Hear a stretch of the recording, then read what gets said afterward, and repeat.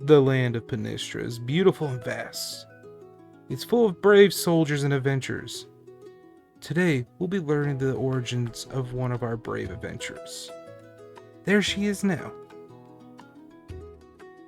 Hello, miss. I'm a wandering bard gathering stories of the greatest heroes of the land. The priest from Ashvale told me a fascinating story about you, and I wish to hear the story from you. Oh, Paul, why? Okay. Where should I start? From your birth, where all the greatest ballads start. Okay. I never knew my parents. I was abandoned on the front steps of the church in Asheville. An orphan's tale, starting from the lowest steps of the ladder and climbing right up. Yeah. No one saw who dropped me off. So, outside this pennant that was on me, and the rumor that some of the villagers saw a large human man in the western woods, I have no leads to finding my parents. A mystery with suspense? Love it. My father and the sisters did a great job in raising me. I was taught wrong from right and showered with love and care. Plus, I never went to bed cold or hungry. Great. Was it true that your powers first showed themselves when you were 14 during a bandit attack?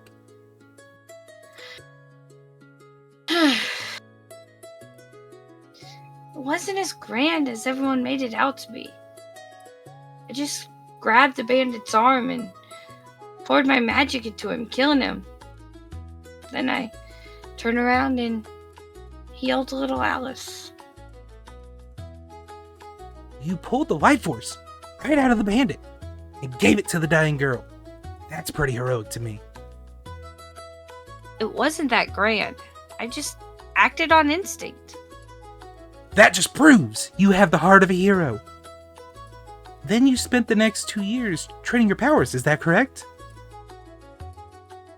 Yes, the sisters doubled my religious studies and helped me spend at least 2 hours practicing my cantrips. I followed that routine for 2 years until one day Pa came to me mid-cantrip practice and said that Port Marble needed healers at the church due to the uptick of pirate attacks. He thought I should go help and explore the world. Pa said that this little town was holding me back from reaching my true potential. So you would set out on a grand journey right away then, right? Well, not quite. It would be another week before I left. Pa would throw this massive goodbye party for me. Ah yes, the loving adopted father saying his last goodbye to the little girl he raised on his own. Thank you so much. I'll speak to you again once your story has developed more. Goodbye, small bard. Alrighty. So if you zoom in on the map, you'll see your little purple heart icon where you guys put your pin for your hometown. Yee. Your hometown of Ashvale is where you'll begin your story today. As the town's holding a farewell party for you. The priest, Father Mitchell, will come out. He's an older dwarven man.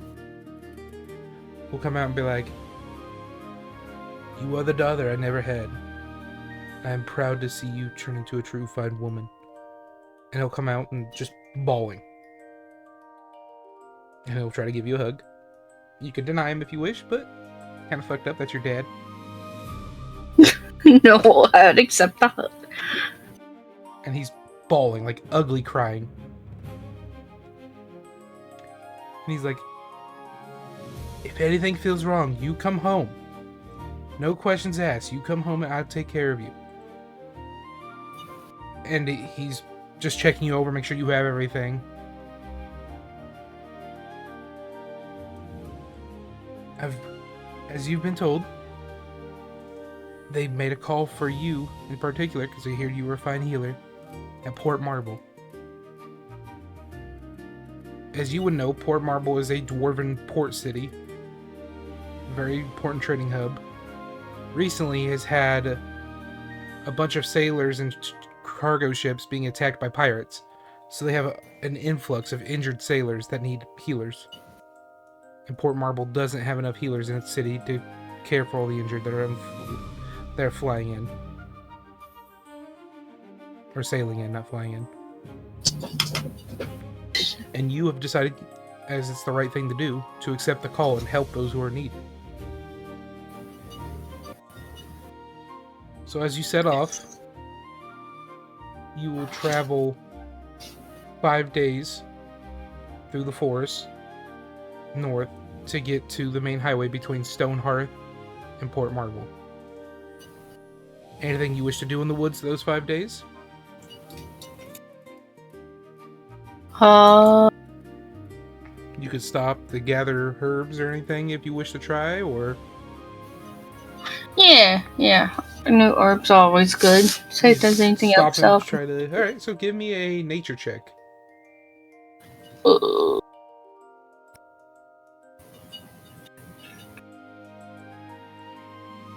survival. Did you see that? Alright, you rolled an 8. Sadly, you don't find anything super useful. You find some edible mushrooms that you're pretty sure are edible. Oh, no. And then you find some wild berries that you're like 90% sure are edible. You're about 50% on the mushrooms, but you're 90% sure on the berries. This will be good for some food. We'll just keep it. You can gather them if you want, or you can just leave. Yeah, I'll gather the berries and maybe like one mushroom. Alright, roll me Try this on someone that annoys me. Okay, Jesus. Possible poisonous mushroom and some... Roll me a d6. Just a straight d6.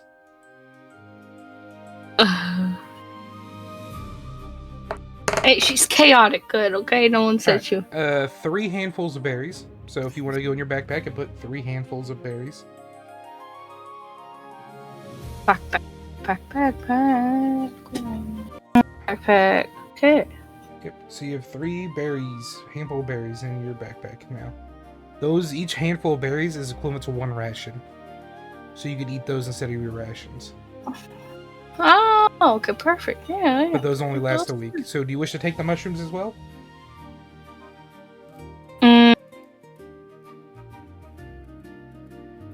Yeah, sure, why not? Alright, roll me a d6. Pretty sure they're good. See how many mushrooms. Pretty sure they're fine. 4 mushrooms. I'm pretty sure they're fine. Shortest lived character ever. You eat some poisonous mushrooms on the way to the starting Hey, listen. I ironically created Livy, so... She kills herself by some poisonous mushrooms on the way to the starting town. Alright. So if you were to scroll all the way up to Port Marble, which will be in the top left corner of the map, that is where you're going. Oh, okay. So currently, you will be... Let me pull back up the game, and not your stream. You'll be entering the main road right about here. You can see my ping. Mm-hmm.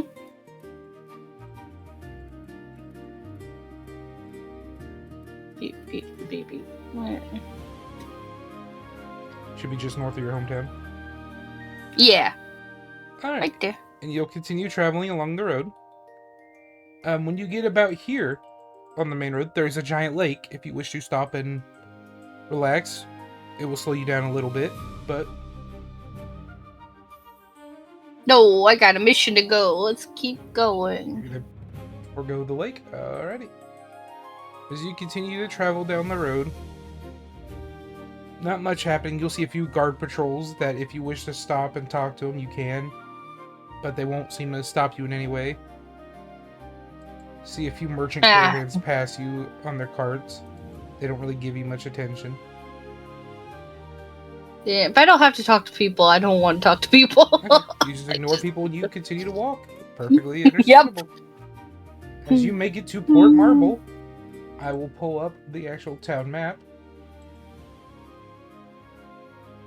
Whoa. Welcome to Port Marble. Ooh. You have walked along the main road, so you will be entering through the gate in the shopping district. Okay. Right here. Uh-huh.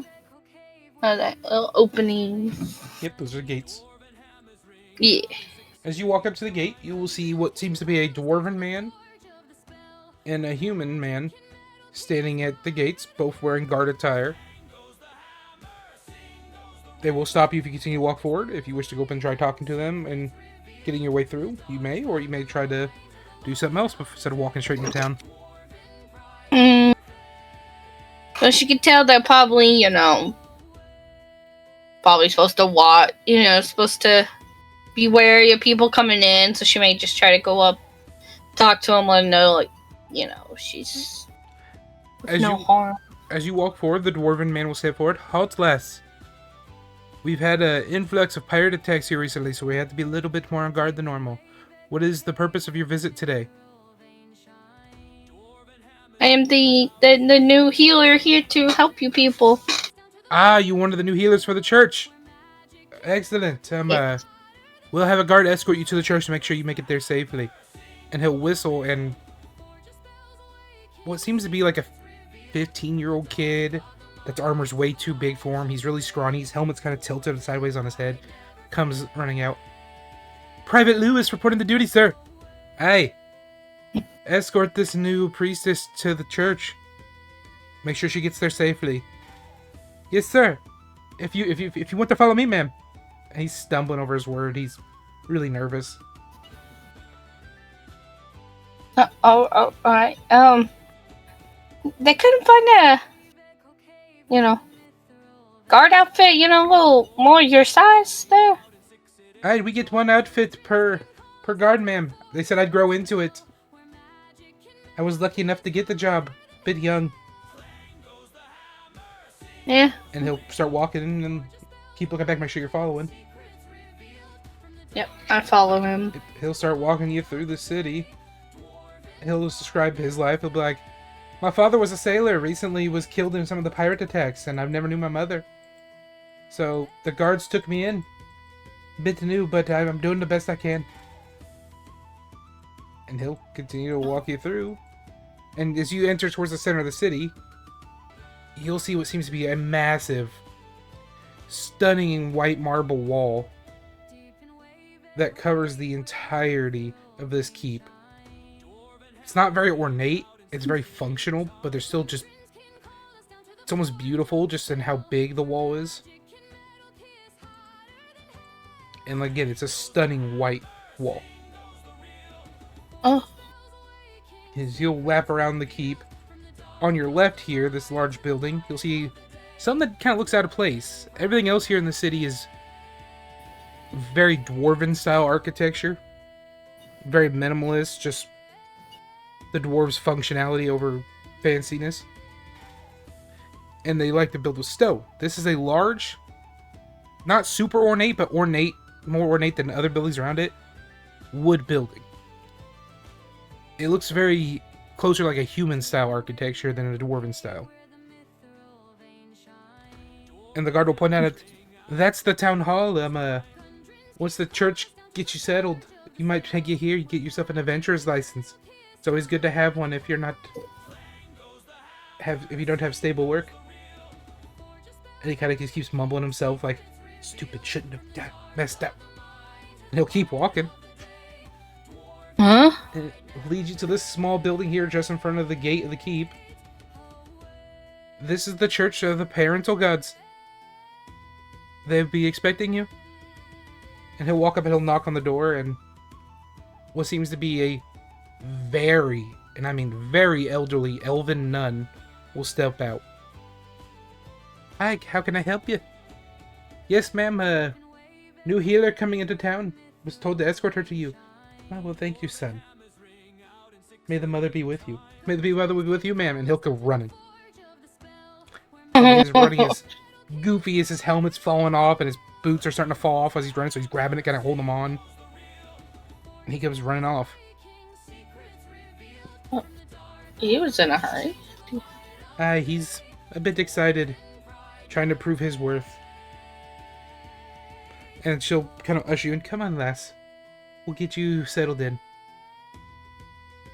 As you walk up, the church isn't the most beautiful thing ever. It is made of the same white marble as the keep. A little bit more ornate than the dwarven keep. But it's very bland still compared to the church even at your hometown. It seems like dwarves don't like over-opulent beauty. But you walk it, if you're willing to, you can walk in behind the nun. Yep. Yeah, I'll keep following her. She'll walk in and she'll walk past a few pews of what look to be injured sailors laying there. We don't need any healers at the moment. We've got everyone taken care of. They just need time to rest. But there's always work needed here in this town for healers, even if it's not with the church. But we will get you in. We'll get you rooming.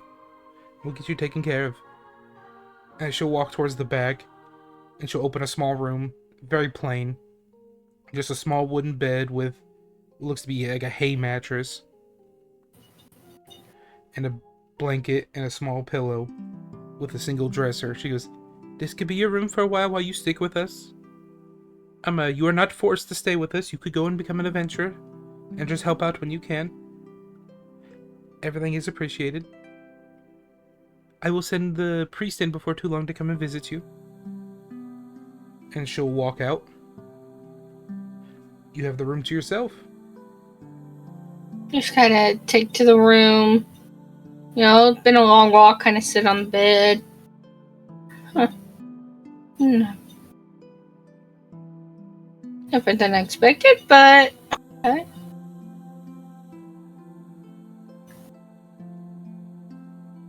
Just gonna relax.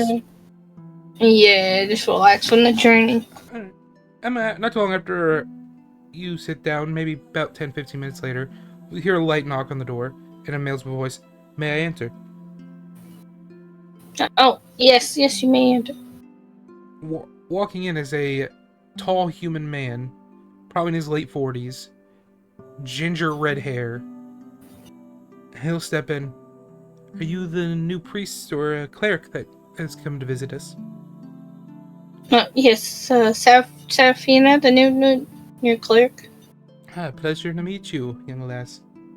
I've been told by your father that you were a very talented healer. Father. You know, I do what needs to be done. That's all we can ask. We currently don't have any full-on job openings at the church, but we could help advise and be your benefactor for the town hall to become an adventurer. And we'll give you any side jobs that we could have open. I do apologize if that's coming to any difficulties towards you. I here to help wherever I need help at. You know, if the adventurer is where I'm needed. The Adventurers Guild always needs healers. Parties always need clerics. If you just give us a while, you could explore the church as you please. I will come back and meet you, and we will get you prepped. And he'll walk away. You're free to explore the church as you please. You can go worship. You can go check over some injured if you wish. Do as you please. Yeah, I feel like she just kind of look around, you know, kind of taken aback from all the blandness, and maybe just make sure, you know, everyone's okay. Check anyone that needs to be healed. Yeah, roll me a medicine check to see if you see anyone that needs care. Dirty 20. You see in the corner. He's not put there to be forgotten or anything. It's just in a corner pew. It's this young human boy, probably no older than 17, 18. And his wounds seem to have reopened, and the stitches have burst. and he's re-bleeding, but no one seemed to notice him just yet. Oh, and so I'd walk over to him and kneel down. What happened here? Dirty pirates. Ugh. Wounds hurt, but it's alright, I'll be fine.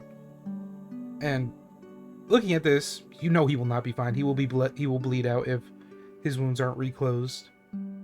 You have some options. You could either use your medicine and reroll another medicine check to try closing the wounds with stitching and bandages, or if you have a healing spell, you can cast it on him. Alright, so as you bend over and look at this man, you would know a few of your spells could work. If you want to just save him and keep him from dying, spare the dying, your cantrip would work fine. He would still be in pain, but he would no longer die from his wounds. A heal spell as Cure Wounds, or Healing Word, would keep him from dying plus stop his pain. But you don't have unlimited amount of those, you only have a couple. So that is up to you. Okay, so spare the dying is a cantrip, so you could just use that as many times as you want. okay. Yeah, I'll do that. As you bend over, using your divine powers to push divine energy into his body, it's not as much as an actual Cure Wounds or a Healing Word would cause, but the divine power seems to just scab over his wounds, stop the bleeding. He's still sore, he's still in pain, but he's no longer going to die from his wounds. He looks up at you. Thank you. And he passes back out. You two know you're gonna bleed out, but not no more. And as you do that, you kind of get jump scared a little by a nun who was watching you. Excellent work.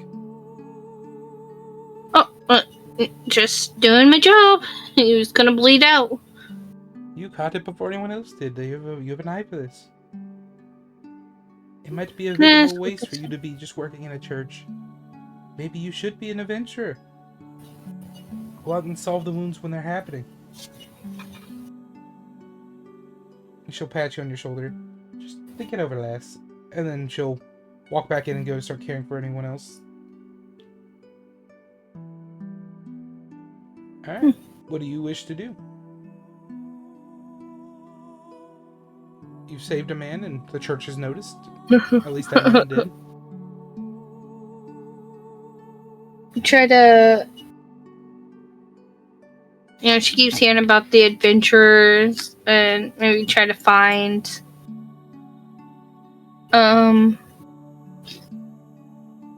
anything else that she can about it. Okay. About joining. You just wishing to go to speak to someone, or are you going to the town hall that the little guard pointed at earlier? The town hall she remembers the guard mentioning it. As you go to walk out, the priest walk up to you. If you don't mind, I was gonna take you to the town hall tomorrow myself. You should rest. It's getting late. As you look outside, the sun is setting. Oh. You've done a long day of travel. I wouldn't push yourself too hard. You're only gonna hurt yourself if you do that. And plus, the roads here, as they're safer than normal cities, they're still city roads. They're not the safest at night. Especially not for a woman alone. Alright. Okay, so... You would have heard about this even in your country bumpkin town. There's been a rampant upspike in the past 20 to 30 years of these groups of people capturing women primarily, but they've also taken some men and enslaving them. Oh. So, you understand the priest ain't trying to be creepy. It's a general worry for him because you are a younger, prettier girl, and he does not want you to see you go out in the city and get captured. She'd just kind of take that advice and return back into her room to rest up. And Good. As you rest the night, you have solid night's sleep. No one seems to bother you. In the early morning, just after dawn, you'll hear a knock on your door. She gets up and gets over to the door. It is a Hello? older human nun. Hello, Emma. Father Mary has asked me to take you to his office and let you rest for a bit. We should have another visitor today, and he was going to take both of you over to the town hall. Oh, okay. So go ahead and take your time, get prepped, and I'll be waiting out here for you.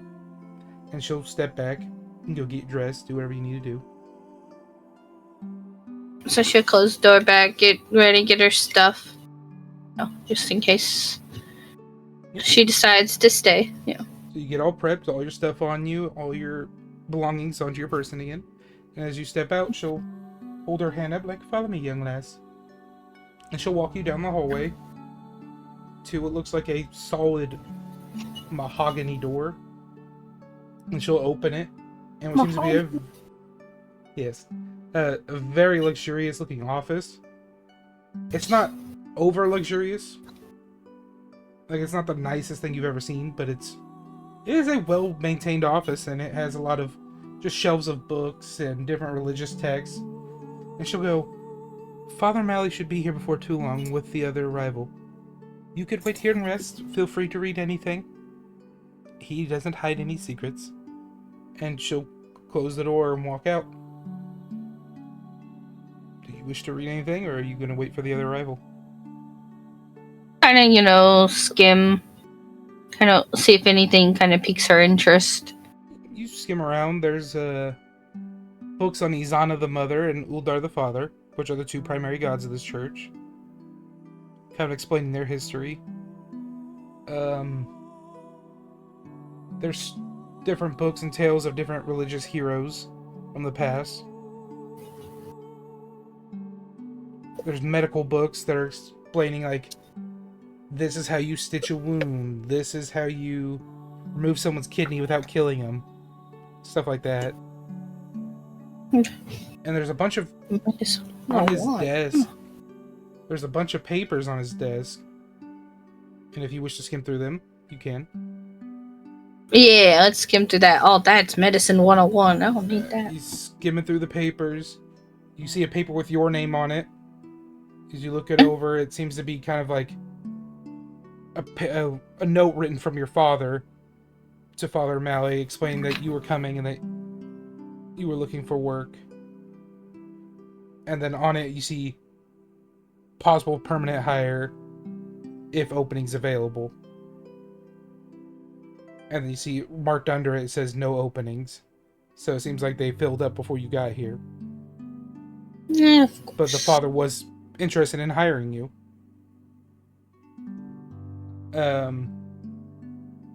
Then you see another note. Written to someone similar to yours. It's kind of like a reference sheet. And it's written for someone named Smalgor. And you could read it as much as you want or as little as you want. Yeah, I want to read it. Okay, you read into it. It's a paper explaining a young paladin that seems to be on his way to the city after his brother, a known paladin who was fighting the slave trade, died. Oh. So this young paladin's coming to make a name for himself and begin his journey and to avenge his brother, and is heading this way, and Father Malley's expecting him, and under it's written, "Not for hire, will help him become a venturer." Oh. Other than that, there's few other notes on the desk about reports of escaped slaves. There's a report that seems to be from today about a woman found outside the city looking horrible with the mark of a slave on her.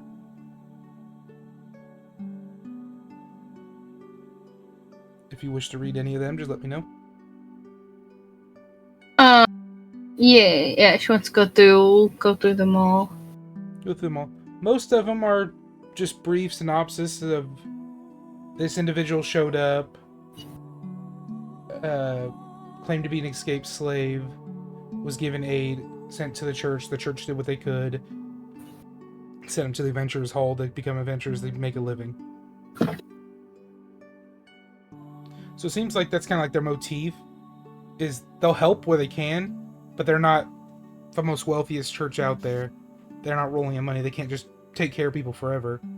So what they do is they get people on their feet and then try to get them a job at the Adventurers Guild so those people can take care of themselves. Oh, okay. And then you get to the document of today. It's not a whole lot of information, but it kind of catches your eye because the race of the individual. As you all know, you are a pink tiefling. The individual that was spotted outside the city today was a white tiefling. A female white tiefling was spotted outside the city around the age of 40. Was severely starved and malnutrition. Had multiple wounds. Was taken in by a farmer family just out the city. Will either be transported to the church or the town hall tomorrow. Oh. And this note would have been addressed yesterday. So either this female will be showing up to the church or the town hall today. There's no name on it. It's just a simple description of a white tiefling woman with what seems to be the branding of the slave guild on her ankle, marking her as a slave.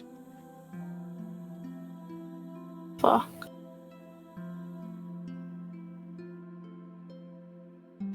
You can continue looking through. There's a few more documents.